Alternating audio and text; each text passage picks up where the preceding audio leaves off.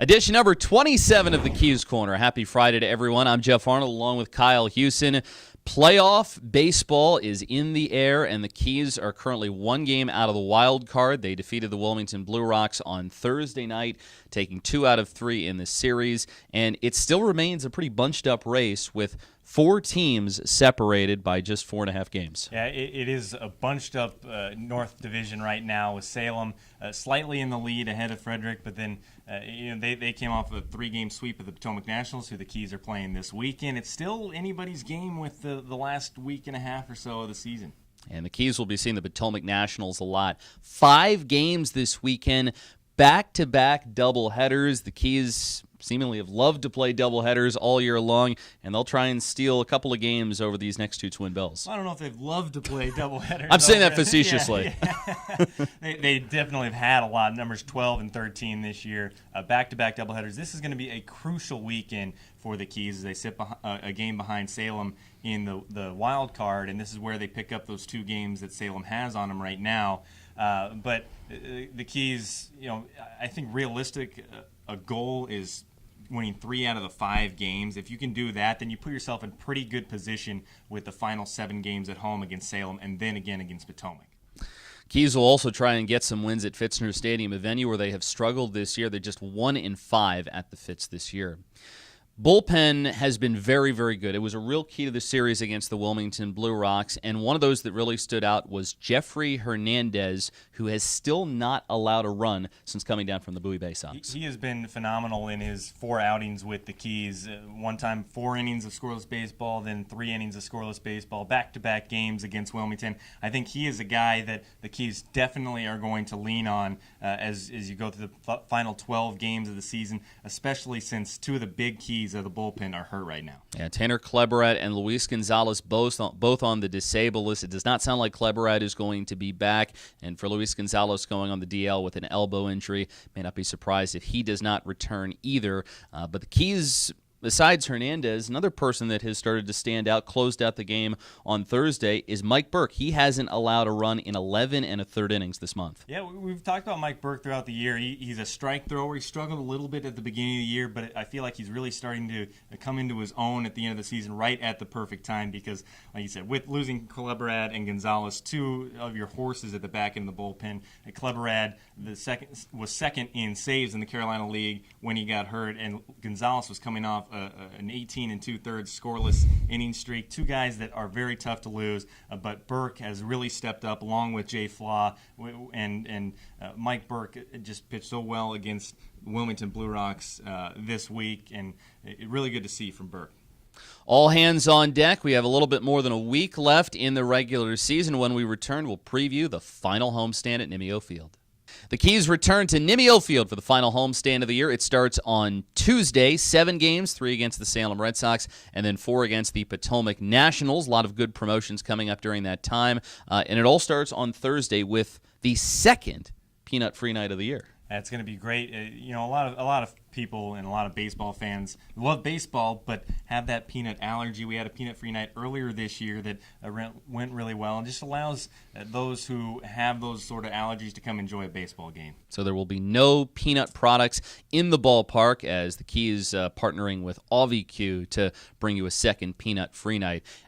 The second night that I always look forward to this is Art in the Park night, as a local artist has designed a jersey that the Keys will be wearing this year. It is yellow with a bunch of symbols of the city of Frederick, and then proceeds go towards the Frederick Arts Council.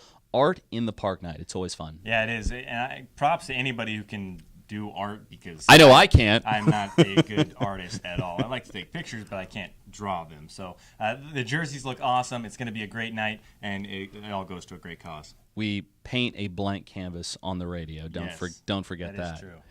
Saturday, Al Borland-themed jerseys. Remember, the Keys were going to wear these on Home Improvement Night back in July, but that got rained out, so they'll be wearing those on Saturday when the Keys and Nationals meet at 6 o'clock. And then on Sunday at 6 o'clock, the Keys will play the Nationals' final fireworks show of the year. And then it is also the annual Guns and Hoses softball game.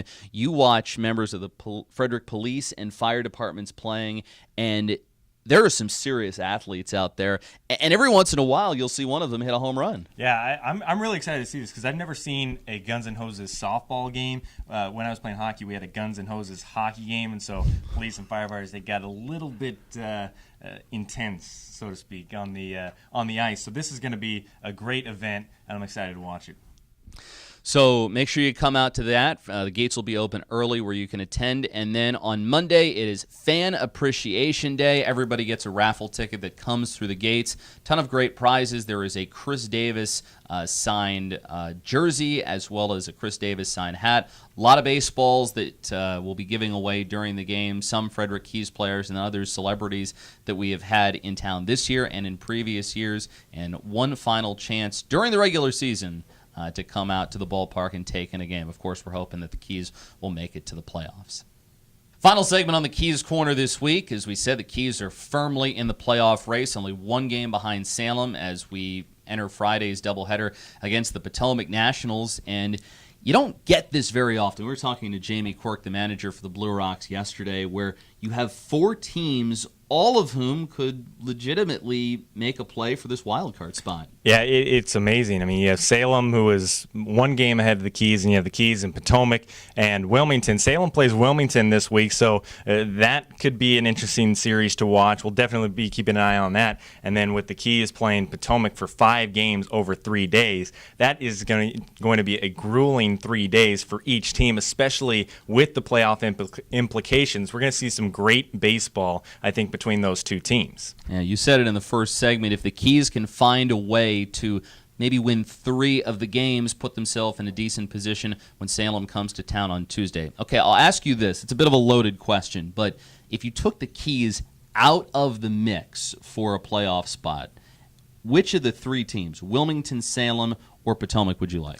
Gosh, that's a tough question. I think before the Salem and Potomac series, I would have taken Potomac because they were playing great baseball, and Salem lost Chad De La Guerra, Michael Chavis, Josh Acme. That's a lot of offense. They weren't playing very good baseball. Well, then the Red Sox came and swept the Nationals and put themselves a little bit further distance from Potomac. So I think right now you have to give it to the team who's out in front, the Salem Red Sox. Yeah, I'm with you there. And the other thing to remember about the Red Sox is they close out the year against a weakened Winston-Salem team, no longer have Eloy Jimenez, so another reason why the Red Sox could be the team that you need to be watching out for. And like Kyle has already said, they are the team that's currently out in front, but the Keys will certainly have a chance to chase them down and go ahead of them. You can follow us on social media. Make sure you're doing that to find out what type of fun stuff is coming up at the ballpark. We mentioned a lot of it in our last segment, but make sure to follow the Keys on social media. You can do Facebook, Twitter, Instagram, Snapchat. Twitter is at Frederick Keys. Instagram, the same thing. Like the Facebook page, and for just old time's sake, do you want to throw out your handle so you can get our take on some of the fun stuff going on? Yeah, I'm at K_Hughes on both Twitter and Instagram. I am at Jeff on the air. That is Jeff with a G. If you put JEFF on the air, you're going to get that. No results found. Yeah. That's never good. No, that's not good. And you won't be able to follow any content. No, exactly. So you're really missing out. So remember, Jeff with a G. That'll do it for us on our edition of the Keys Corner. Amazing. We've made it through 27 episodes. Started with us talking about The Bachelor and has come all the way to us now talking about the postseason. He's Kyle. I'm Jeff. We'll talk to you next week.